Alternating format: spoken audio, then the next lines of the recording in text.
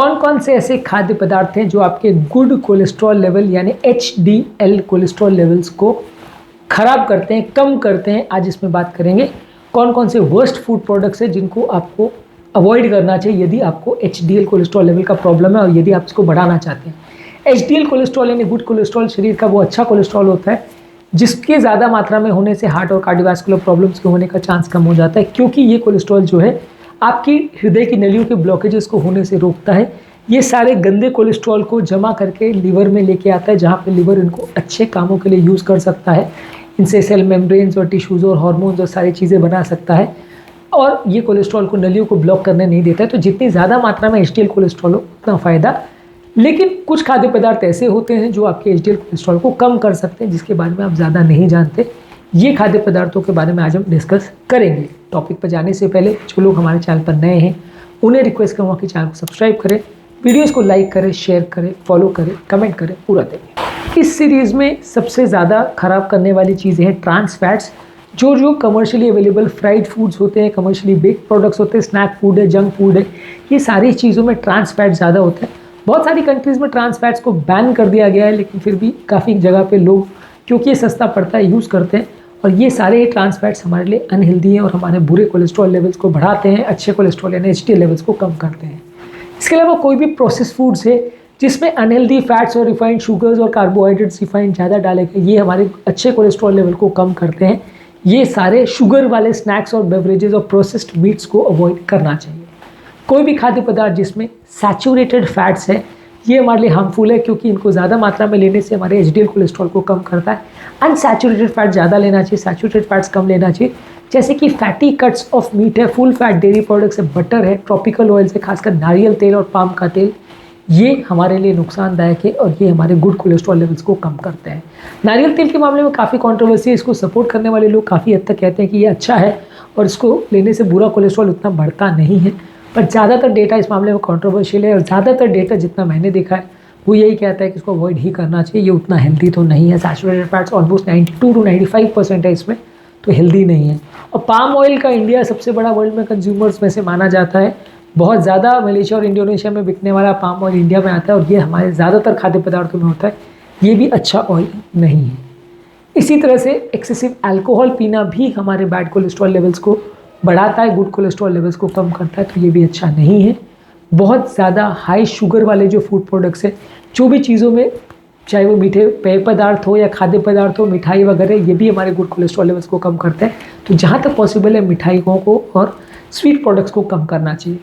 Refined carbohydrate जैसे मैदे से बनी हुई जो भी आइटम है, white bread, white rice, sugar वाले ब्रेकफास्ट के सीरियल्स, जो काफ़ी बार एक हेल्दी ब्रेकफास्ट की तरह प्रमोट किया जाता है, ये सारी चीज़ें हमारे बैड कोलेस्ट्रॉल लेवल्स को बढ़ाती है, गुड कोलेस्ट्रॉल लेवल को कम करती है, तो इनको अवॉइड करना चाहिए। HDL कोलेस्ट्रॉल के लिए रिफाइंड कार्बोहाइड्रेट्स अच्छे नहीं हैं। हाइड्रोजनेटेड ऑयल्स जैसे डालडा वगैरह है, ये सारे जो फैट्स हैं ये अच्छे नहीं हैं।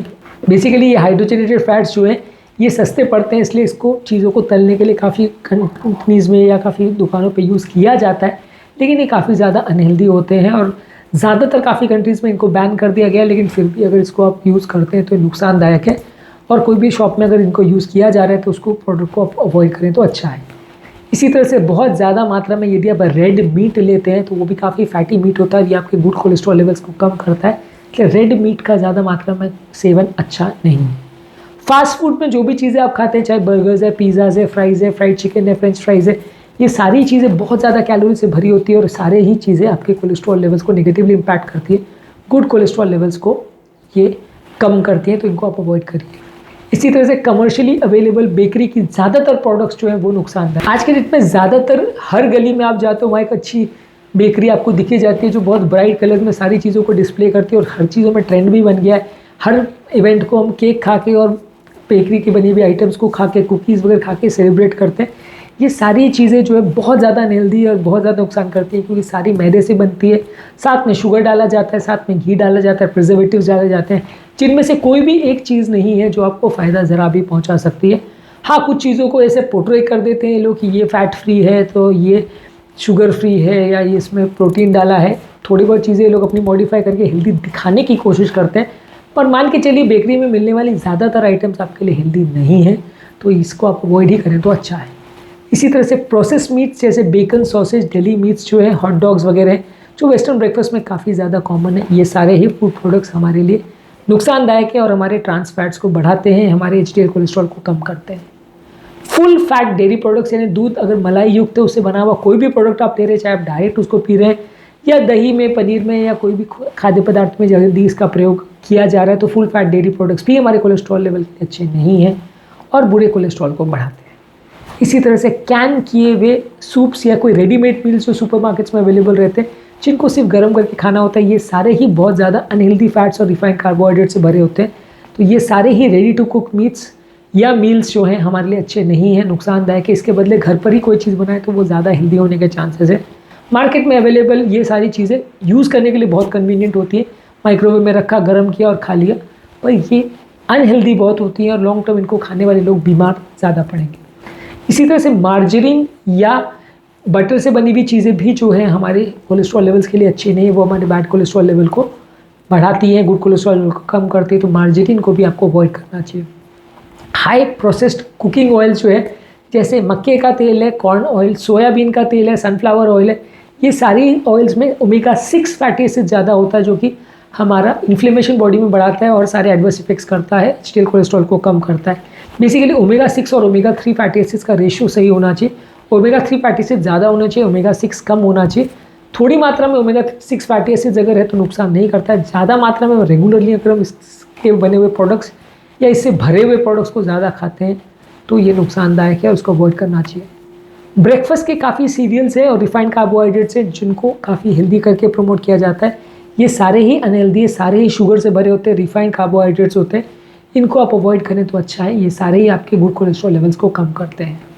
इसी तरह से कोई भी खाद्य पदार्थ जिसमें नमक ज़्यादा डाला गया है, जैसे प्रोसेस स्नैक्स है, कैंड सूप्स है या कन्वीनियंस मील्स हैं जिनको रेडी टू कुक मैंने बोला जो अवेलेबल होते हैं, जिनको आप सिर्फ गर्म करके डायरेक्ट खा लेते हैं, ये सारे ही कन्वीनियंट तो ज़रूर हैं, अनहेल्दी भी उससे ही ज़्यादा है, तो आप इनको अवॉइड करें। नमक एक्स्ट्रा इसमें बहुत होता है और ये ज़्यादा नमक आपके लिए अनहेल्दी है। यदि आपको लो बीपी का प्रॉब्लम नहीं है तो ज़्यादातर केस में आप नमक को कम ही रखेंगे तो अच्छा है।